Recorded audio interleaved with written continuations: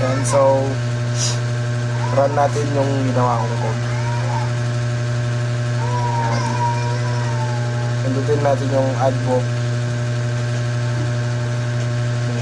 Sulat natin is Dragon, yung title. Then, author.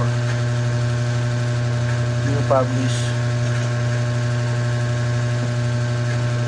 And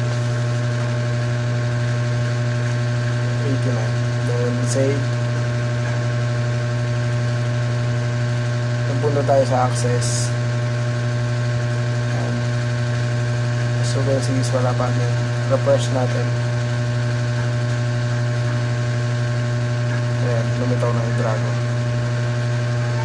Then, add book again. Then, 10. Then, author name. Publish. Then, quantity is 50. Yan, search natin.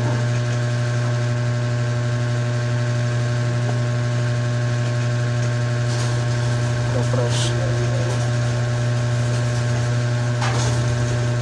And delete book. Then, yes.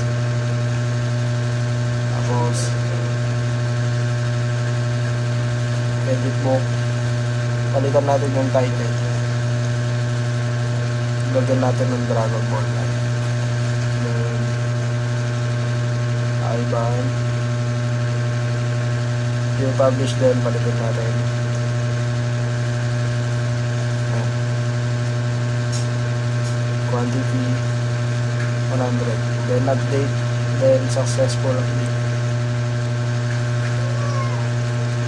Yun lang, thank you.